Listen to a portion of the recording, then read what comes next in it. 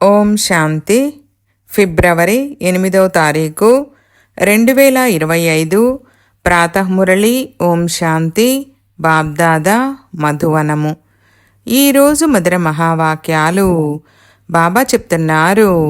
మధురమైన పిల్లలు, మీరు ఈశ్వరీయ సేవాదారులు, సత్యమైన ముక్తి దళము. మీరు అందరికీ శాంతి యొక్క పరిష్కారాన్ని ఇవ్వాలి. ప్రశ్న: పిల్లలైన మిమ్మల్ని ఎవరైనా శాంతి యొక్క పరిష్కారం అడిగితే వారికి ఏమి అర్థం చేయించాలి? జవాబు: వారికి చెప్పండి. తండ్రి అంటారు, ఇప్పుడు ఇక్కడే మీకు శాంతి కావాలా? ఇది శాంతిధామమేమీ కాదు. శాంతి అయితే శాంతిధామములోనే ఉండగలదు. దానిని మూలవతనమని అంటారు. ఆత్మకు ఎప్పుడైతే శరీరము ఉండదో అప్పుడు శాంతి ఉంటుంది. సత్యయుగములో పవిత్రత, సుఖము, శాంతి అన్నీ ఉన్నాయి. తండ్రే వచ్చి ఈ వారసత్వాన్ని ఇస్తారు. మీరు తండ్రిని స్మృతి చేయండి. ఓం శాంతి. ఆత్మిక తండ్రి కూర్చొని ఆత్మిక పిల్లలకు అర్థం చేయిస్తారు. నా లోపల ఆత్మ ఉందని మనుష్య మాతృలందరికీ తెలుసు. జీవాత్మ అని అంటారు కదా. మొదట మనము ఆత్మ, ఆ తర్వాత శరీరము లభిస్తుంది. ఎవ్వరూ తమ యొక్క ఆత్మను చూడలేదు. కేవలం నేను ఆత్మను అన్నంత వరకు అర్థం చేసుకుంటారు. ఏ విధంగా ఆత్మను తెలుసుకున్నారు కానీ చూడలేదో అలాగే పరమపిత పరమాత్మను గురించి కూడా. పరమ ఆత్మ అనగా పరమాత్మ అని చెప్తారు, కానీ వారిని చూడలేదు. స్వయాన్ని గాని తండ్రిని గాని చూడలేదు. ఆత్మ ఒక శరీరాన్ని వదిలి ఇంకొకటి తీసుకుంటుందని అంటారు, కానీ యథార్థ రీతిలో తెలీదు. 84 లక్షల యోనులని కూడా అనేస్తారు. వాస్తవానికి 84 జన్మలు ఉన్నాయి. కానీ ఏ ఆత్మలు ఎన్ని జన్మలు తీసుకుంటారన్నది కూడా తెలీదు. ఆత్మ తండ్రిని పిలుస్తుంది, కానీ వారిని ఎప్పుడూ చూడలేదు. అలాగే వారి గురించి యథార్థ రీతిలో తెలీదు. మొదట ఆత్మ గురించి యథార్థ రీతిలో తెలుసుకుంటే అప్పుడు తండ్రి గురించి తెలుసుకోగలుగుతారు. స్వయం గురించే తెలియకపోతే మరి ఇక అర్థం చేయించేది ఎవరు? దీనినే సెల్ఫ్ రియలైజేషన్ చేసుకోవడమని అంటారు. అది కూడా తండ్రి తప్ప ఇంకెవ్వరూ చేయించలేరు. ఆత్మ ఏమిటి, ఎలా ఉంటుంది, ఎక్కడి నుండి ఆత్మ వస్తుంది, ఎలా జన్మ తీసుకుంటుంది, ఇంత చిన్నని ఆత్మలో 84 జన్మల పాత్ర ఎలా నిండి ఉంది, ఈ విషయాలు ఎవ్వరికీ తెలియవు. స్వయం గురించే తెలియకపోతే తండ్రి గురించి కూడా తెలీదు. ఈ లక్ష్మీనారాయణలది కూడా మనుష్య పదవే కదా. వీరు ఆ పదవిని ఎలా పొందారు, ఇది ఎవ్వరికీ తెలీదు. తెలుసుకోవలసినదైతే మనుషులే కదా. వీరు వైకుంఠానికి అధిపతులని అంటారు, కానీ వారు ఆ ఆధిపత్యాన్ని ఎలా తీసుకున్నారు, ఆ తర్వాత ఎక్కడికి వెళ్ళారు, ఇవేమీ తెలీదు. ఇప్పుడు మీకైతే అన్నీ తెలుసు. ఇంతకు ముందు ఏమీ తెలీదు. ఏ విధంగానైతే చిన్న పిల్లవాడికి బ్యారిస్టర్ అంటే ఏమిటనేది ముందు తెలుస్తుందా? చదువుతూ చదువుతూ బ్యారిస్టర్గా అయిపోతాడు. అలా ఈ లక్ష్మీనారాయణులు కూడా చదువు ద్వారానే తయారయ్యారు. బ్యారిస్టరీ, డాక్టరీ మొదలైన వాటన్నింటివి పుస్తకాలు ఉంటాయి కదా. అలాగే వీరి పుస్తకము గీత. అది కూడా ఎవరు వినిపించారు? రాజయోగాన్ని ఎవరు నేర్పించారు? ఇది ఎవ్వరికీ తెలీదు. అందులో పేరు మార్చేశారు. శివజయంతిని కూడా జరుపుకుంటారు. వారే వచ్చి మిమ్మల్ని కృష్ణపురికి యజమానులుగా తయారు చేస్తారు. శ్రీకృష్ణుడు స్వర్గానికి యజమాని కదా, కానీ స్వర్గము గురించి కూడా తెలీదు. లేకుంటే శ్రీకృష్ణుడు ద్వాపరములో గీతను వినిపించారని ఎందుకు అంటారు? శ్రీకృష్ణుణ్ణి ద్వాపరములోకి తీసుకువెళ్ళారు. లక్ష్మీనారాయణులను సత్యయుగంలోకి, రాముణ్ణి త్రేతాలోకి తీసుకువెళ్ళారు. ఉపద్రవాలను లక్ష్మీనారాయణుల రాజ్యములో చూపించరు. శ్రీకృష్ణుడి రాజ్యములో కంసుడిని, రాముని రాజ్యములో రావణుడు మొదలైన వారిని చూపించారు. రాధాకృష్ణులే లక్ష్మీనారాయణులుగా అవుతారని ఎవ్వరికీ తెలీదు. పూర్తిగా అజ్ఞాన అంధకారములో ఉన్నారు. అజ్ఞానాన్ని అంధకారమని అంటారు. జ్ఞానాన్ని ప్రకాశమని అంటారు. ఇప్పుడు ఆ ప్రకాశాన్ని తీసుకువచ్చేవారు ఎవరు? తండ్రి. జ్ఞానాన్ని పగలు అని, భక్తిని రాత్రి అని అంటారు. ఇప్పుడు మీరు అర్థం చేసుకుంటారు, ఈ భక్తి మార్గము కూడా జన్మ జన్మాంతరాలుగా కొనసాగుతూ వచ్చింది. మెట్లు దిగుతూ వచ్చారు. కళలు తగ్గిపోతూ ఉంటాయి. ఇల్లు కొత్తగా తయారైన తర్వాత ఇక రోజురోజుకు ఆయువు తగ్గిపోతూ ఉంటుంది. 3 వంతులు పాతబడ్డాక ఇక దానిని పాతది అనే అంటారు.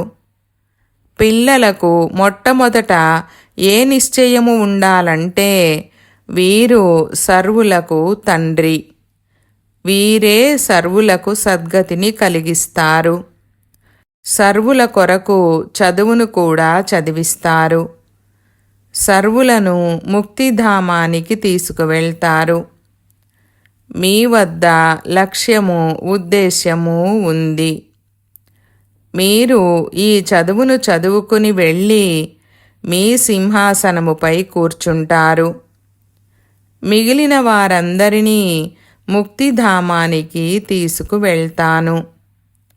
చక్రముపై అర్థం చేయించేటప్పుడు అందులో చూపిస్తారు, సత్యయుగములో ఈ అనేక ధర్మాలు లేవు అని. ఆ సమయంలో ఆ ఆత్మలు నిరాకారి ప్రపంచములో ఉంటాయి. ఈ ఆకాశము పోలార్ అనైతే మీకు తెలుసు. వాయువును వాయువని అంటారు. ఆకాశాన్ని ఆకాశమని అంటారు. అందరూ పరమాత్మయే అని కాదు. వాయువులో కూడా భగవంతుడు ఉన్నారు, ఆకాశంలో కూడా భగవంతుడు ఉన్నారని మనుషులు భావిస్తారు. ఇప్పుడు తండ్రి కూర్చొని అన్ని విషయాలను అర్థం చేయిస్తారు. తండ్రి వద్ద జన్మనైతే తీసుకున్నారు, మరి చదివించేది ఎవరు? తండ్రియే ఆత్మిక టీచరుగా అయ్యి చదివిస్తారు.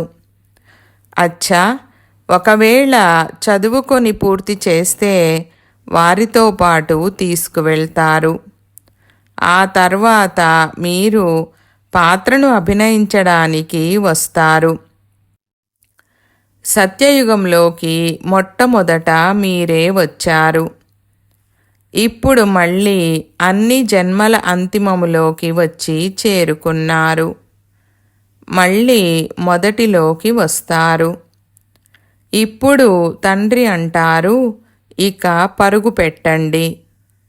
మంచి రీతిలో తండ్రిని స్మృతి చేయండి. ఇతరులను కూడా చదివించాలి. లేకపోతే ఇంతమందిని ఎవరు చదివించాలి? తండ్రికి తప్పకుండా సహాయకులుగా అవుతారు కదా.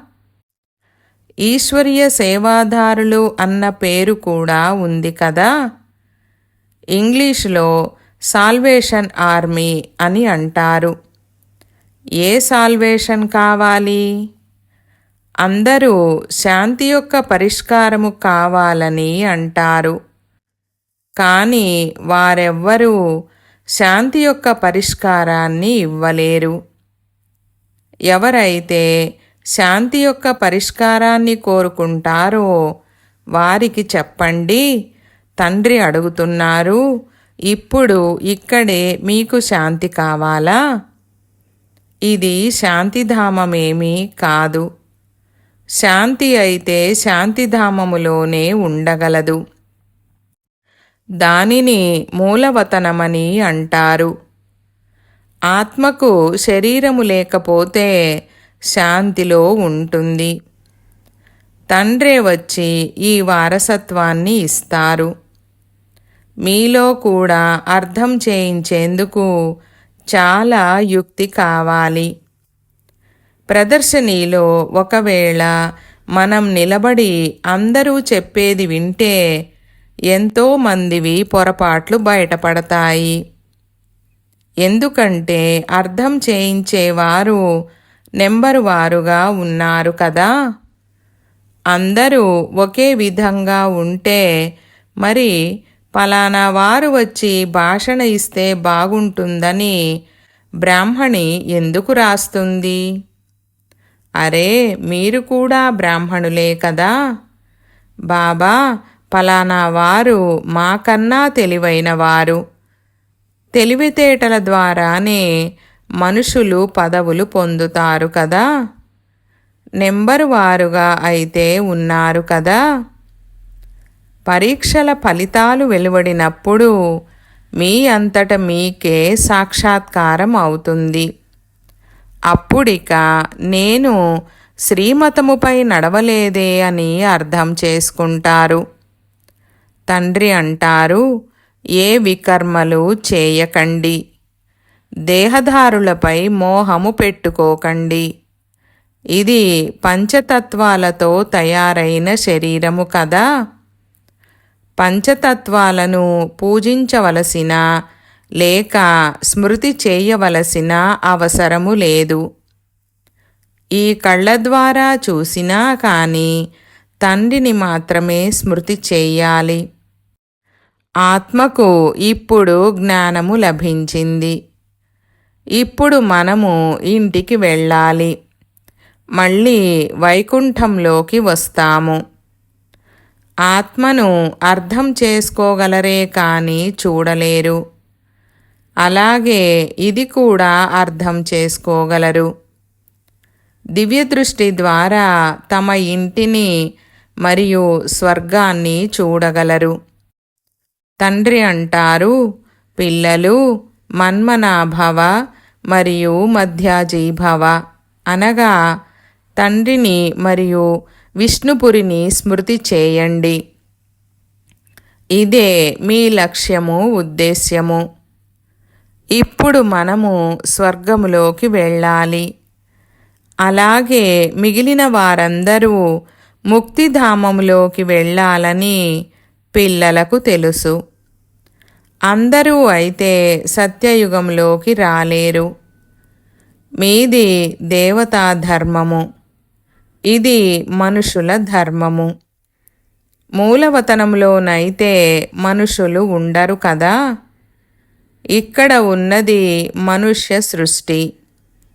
మనుషులే తమోప్రధానులుగా మళ్ళీ సతోప్రధానులుగా అవుతారు.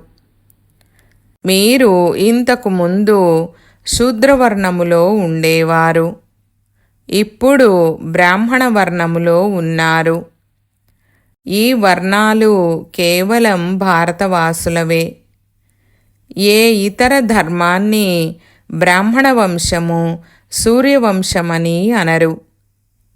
ఈ సమయంలో అందరూ శూద్రవర్ణానికి సంబంధించిన వారు. అందరూ శిథిలావస్థకు చేరుకున్నారు. మీరు పురాతనముగా అయిన కారణంగా మొత్తం వృక్షమంతా శిథిలావస్థకు చేరుకొని తమోప్రధానంగా అయ్యింది. మళ్ళీ మొత్తం వృక్షమంతా అయితే సతోప్రధానంగా అవ్వదు కదా. సతోప్రధానమైన కొత్త వృక్షములో కేవలం దేవీదేవతా ధర్మము వారు మాత్రమే ఉంటారు. మళ్ళీ మీరు సూర్యవంశీయుల నుండి చంద్రవంశీయులుగా అవుతారు. పునర్జన్మలైతే తీసుకుంటారు కదా. ఆ తర్వాత వైశ్యవంశీయులుగా, శూద్రవంశీయులుగా అవుతారు. ఈ విషయాలన్నీ కొత్తవి.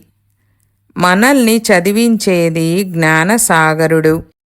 వారే పతిత పావనుడు, సర్వుల సద్గతిదాత. తండ్రి అంటారు, మీకు జ్ఞానాన్ని నేను ఇస్తాను. మీరు దేవీ దేవతలుగా అయిపోతారు.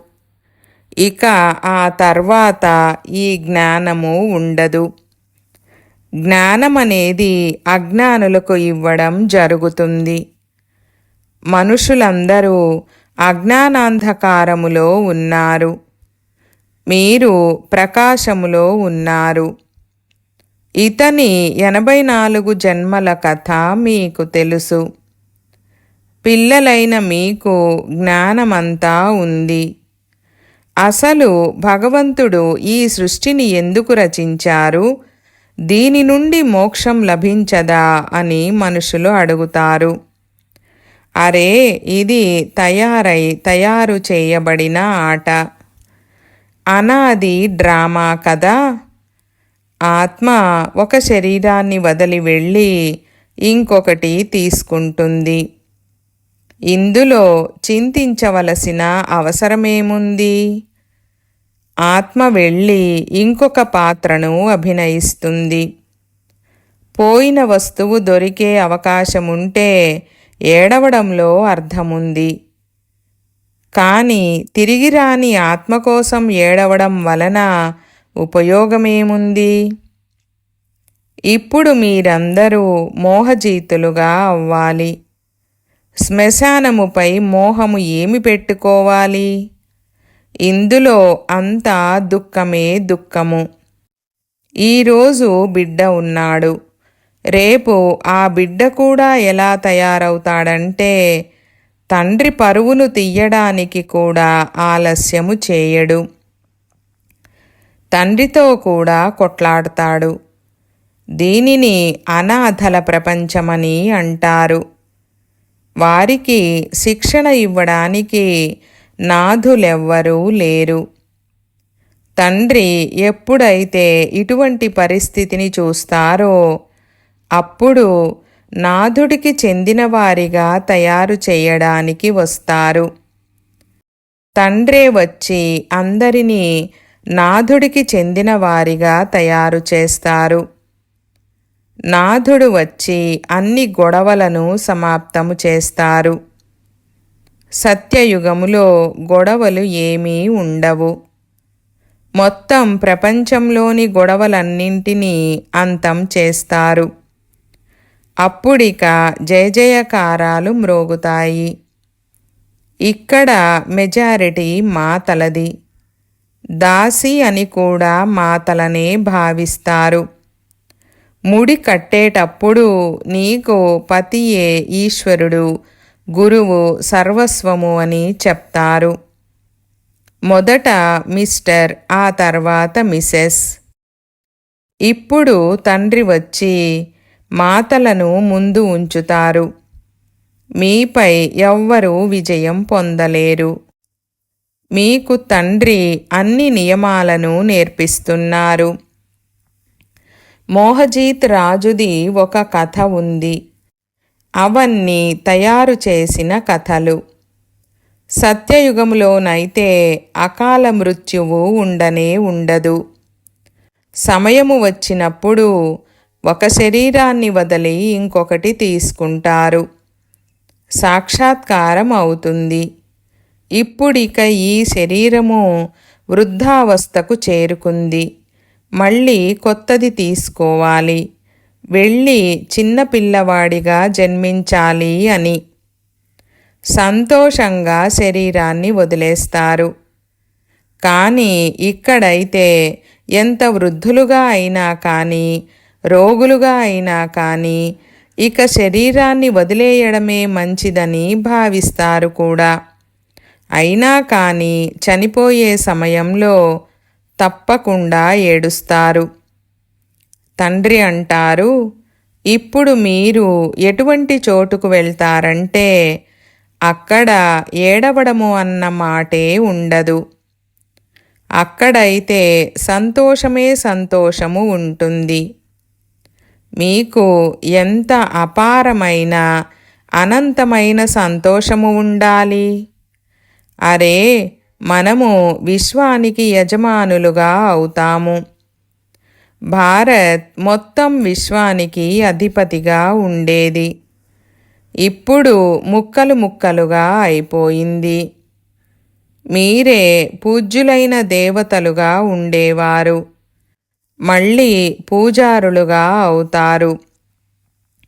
భగవంతుడేమి తానే పూజ్యుడుగా, తానే పూజారిగా అవ్వరు.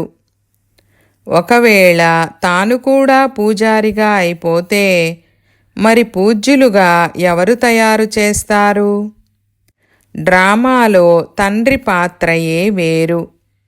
జ్ఞానసాగరుడు ఒక్కరే.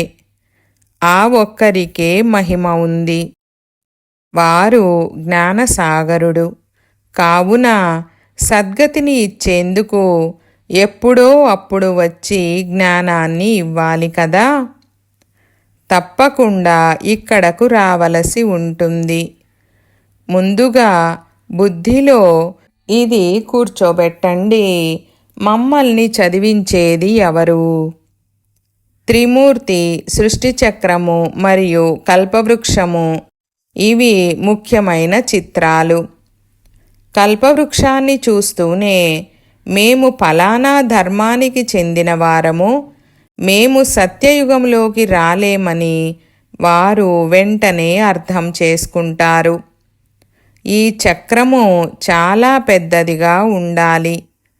అందులో వివరణ కూడా పూర్తిగా ఉండాలి.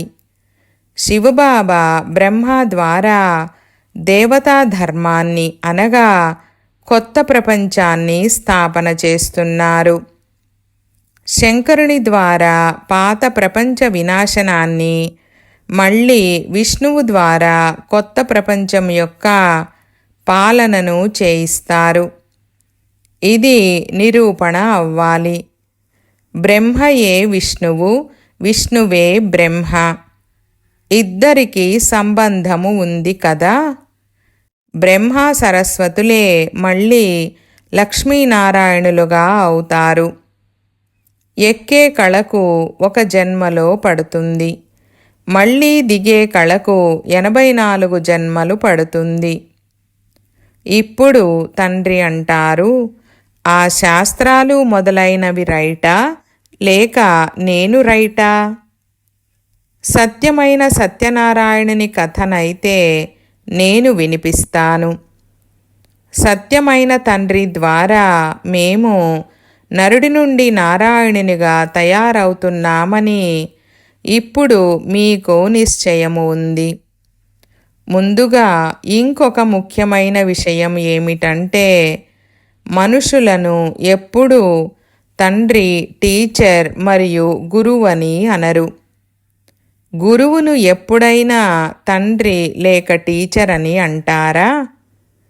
ఇక్కడైతే శివబాబా వద్ద జన్మ తీసుకుంటారు. ఆ తర్వాత శివబాబా మిమ్మల్ని చదివిస్తారు. అలాగే మిమ్మల్ని తమతో పాటు తీసుకువెళ్తారు కూడా. తండ్రి, టీచర్ మరియు గురువని పిలువబడే మనుషులు ఎవ్వరూ ఉండరు. వీరు ఒక్కరే తండ్రి. వీరిని సుప్రీం ఫాదర్ అని అంటారు. లౌకిక తండ్రిని ఎప్పుడూ సుప్రీం ఫాదర్ అని అనరు. అందరూ మళ్ళీ వారినే స్మృతి చేస్తారు. వారు తప్పకుండా తండ్రే.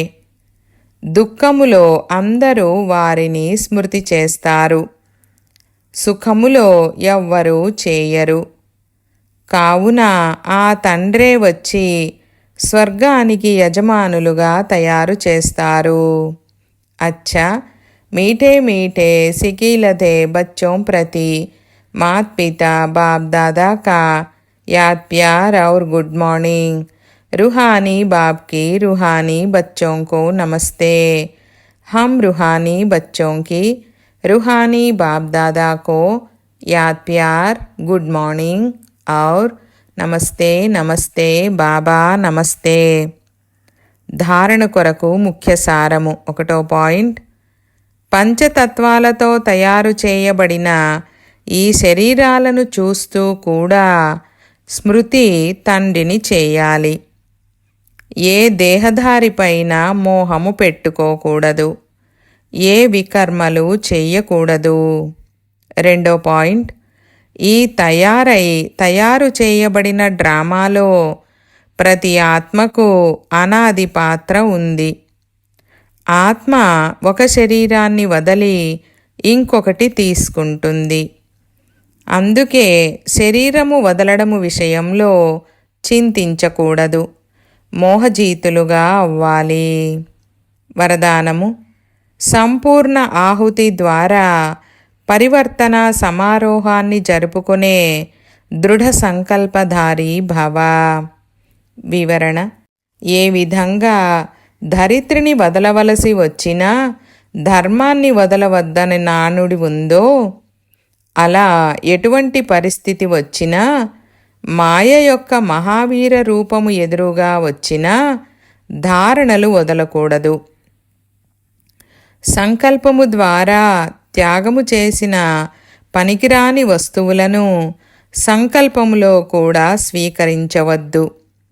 సదా తమ శ్రేష్ఠ స్వమానము, శ్రేష్ఠ స్మృతి మరియు శ్రేష్ఠ జీవితము యొక్క సమర్థ స్వరూపము ద్వారా శ్రేష్ఠ పాత్రధారిగా అయ్యి శ్రేష్ఠత అనే ఆటను ఆడుతూ ఉండండి.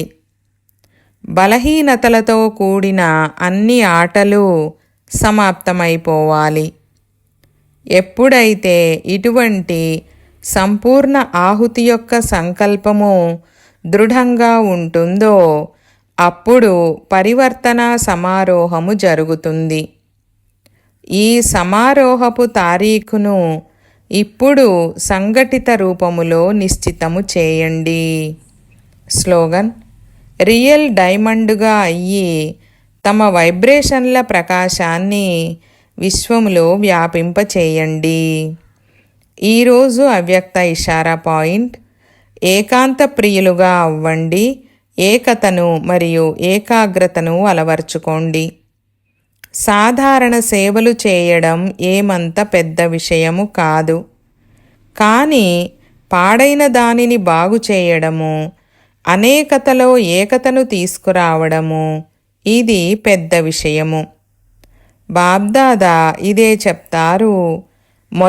మొదటగా ఒకే మతము, ఒకే బలము, ఒకే నమ్మకము మరియు ఏకత అనేవి తోటివారిలో, సేవలో, వాయుమండలంలో ఉండాలి.